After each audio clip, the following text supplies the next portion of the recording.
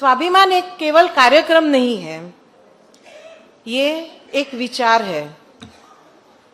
ये उन महिलाओं की कहानी है जिन्होंने अपनी जिंदगी में आत्मविश्वास और सम्मान के साथ जीने की राह चुनी है। आज हम यहाँ केवल एक कार्यक्रम के लिए नहीं उपस्थित हुए, बल्कि एक बड़ी उपलब्धि का उत्सव मनाने के लिए एकत्रित हुए हैं। ये उत्सव है स्वाभिमान से जुड़ी उन 4,500 महिलाओं की हिम्मत, मेहनत और सफलता की। इन्हीं महिलाओं ने जिन्होंने अपने जीवन में बदलाव की एक नई कहानी लिखी है। इनमें धारावी की महिलाएं भी शामिल हुई है। ये महिलाओं ने अपने जीवन की भागदौड़ खुद संभालने का साहस दिखाया है। मैं आप सभी को अनुरोध करूंगी कि आइए इन सभी प्रेरणादायी महिलाओं के सम्मान में जोरदार तालियां से उनका स्वागत करें।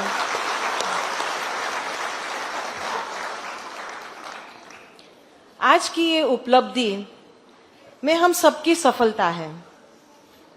अदानी फाउंडेशन ने इन महिलाओं को स्किल, वित्तीय और डिजिटल साक्षरता के साथ बाजार से जोड़ने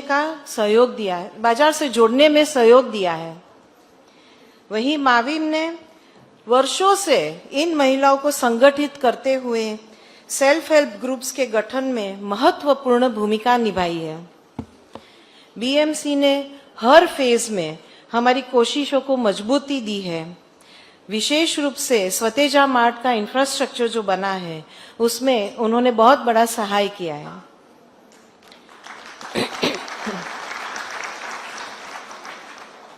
आज इतनी बड़ी मात्रा में महिलाएं सफल हुई है, पर एक बात निश्चित है कि आज भी लाखों प्रतिभाशाली महिलाएं आर्थिक मुख्य धारा से बाहर है। ऐसा इसलिए नहीं है कि इनमें क्षमता नहीं है, बल्कि उन्हें अवसर, आत्मविश्वास और व्यवस्था का हमेशा साथ नहीं मिला। स्वाभिमान की ये पहल भी उसी सोच के साथ आगे बढ़ाती है, जहां महिलाओं का सशक्तिकरण ही समाज और राज्य की प्रगति की मजबूत नींव बनती है। इतिहास से हमें एक बात बहुत साफ साफ समझ आती है। समाज महिलाओं के लिए नीतियां लिखने से नहीं बदलता। समाज तब बदलता है जब महिलाएं आगे बढ़ना शुरू करते हैं।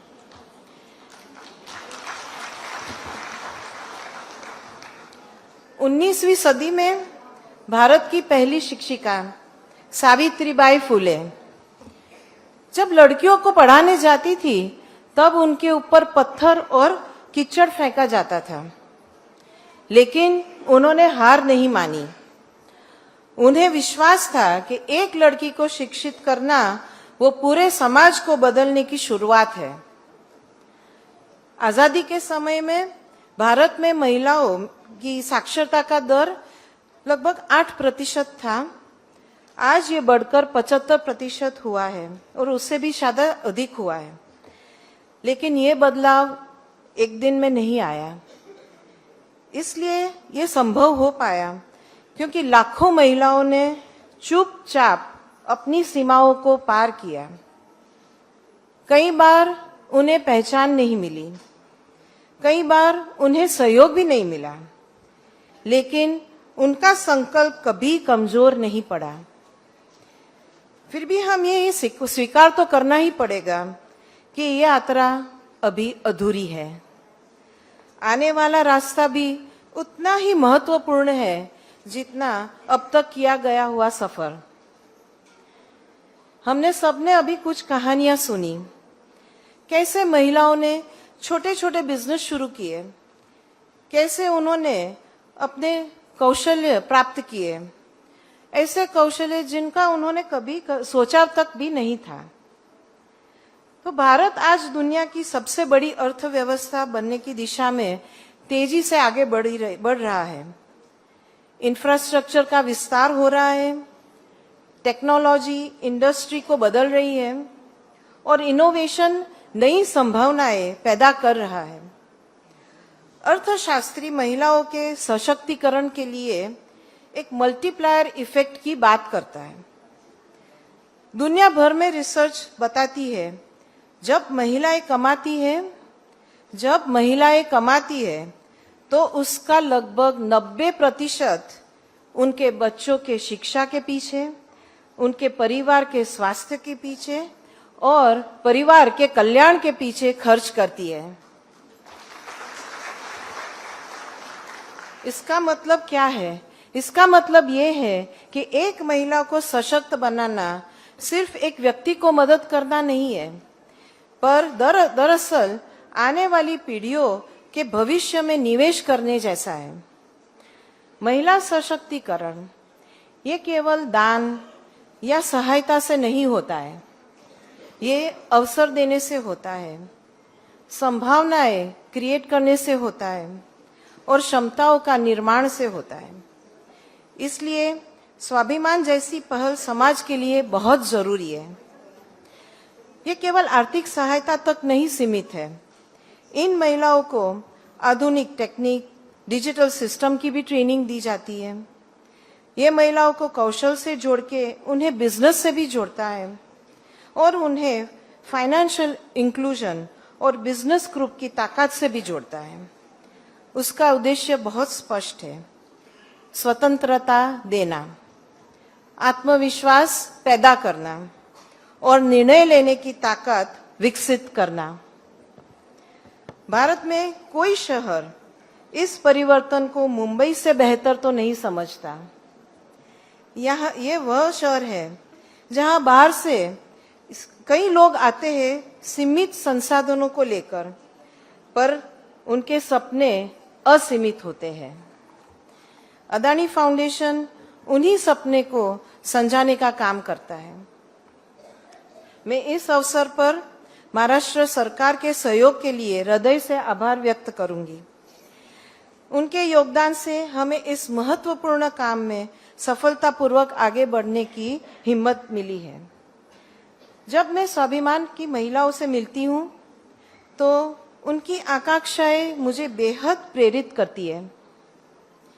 वे बात करती हैं अपने घर के छोटे व्यवसाय को कैसे आगे बढ़ा जाए, अपने प्रोडक्ट को सही कीमत कैसे तय की जाए, जिम्मेदारी से लोन कैसे वापस दी जाए और बचत कैसे की जाए। वे ये भी सोचती है कि अपने बच्चों को बेहतर अवसर कैसे दिए जाए। दरअसल उनकी बातचीत भविष्य को संवारने की बातचीत होती है। आज इस अवसर पर मैं महिला एवं बाल विकास मंत्री श्रीमती अदिति तटकरे जी का विशेष रूप से धन्यवाद करना चाहूंगी। उनके मार्गदर्शन और समर्थन के कारण माविम एक मजबूत और महत्वपूर्ण साझेदार के रूप में हमारे साथ जुड़ा है। इस मौके पे हम माविम के एमडी नंदिनी अवाड़े जी का भी मैं हृदयपूर्वक से आभार व्यक्त करना चाहूंगी। मैम, आपने हमें बहुत ही प्रेरणा दी है और सहयोग दिया है। इस समय पे मैं महिलाओं को सशक्त बनाने के कारण केवल आर्थिक नहीं, पर जब महिलाएं सशक्त होती है तो उनको अपनी पहचान मिलती है, उसमें आत्मसम्मान मिलता है, उनके परिवारों को उन पर गर्व होता है और उनके समुदाय पर सामाजिक और आर्थिक परिवर्तन भी दिखाई देता है।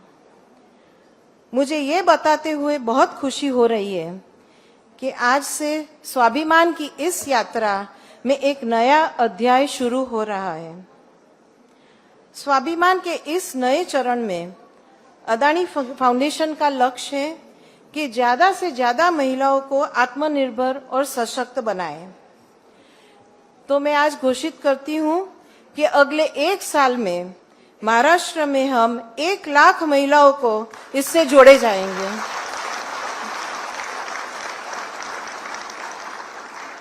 आगे चलकर अदानी फाउंडेशन ने संकल्प लिया है कि पूरे भारत में 10 लाख महिलाओं को स्वाभिमान से जोड़कर सशक्त बनाए जाएंगे। आज इस मौके पे मैं माननीय मेयर श्रीमती रितु तावड़े जी का भी हृदय से धन्यवाद करना चाहूंगी। मैडम, आपने और आपकी टीम ने हमें बहुत ही मजबूत सहयोग दिया है। आने वाले कुछ वर्षों में बीएमसी ने भी हमें बहुत ही मदद किया है। एक बीएमसी का एक विजन है जो बहुत ही स्पष्ट है कि आने वाले वर्षों में बीएमसी की म्यूनिसिपल स्कूलों की रैंकिंग एनएएस सर्वे में राज्य के टॉप डिस्ट्रिक्ट में शामिल होते हुए देखना चाहते हैं। उनके सहयोग से अदानी फाउंडेशन ने प्रोजेक्ट उत्थान के माध्यम से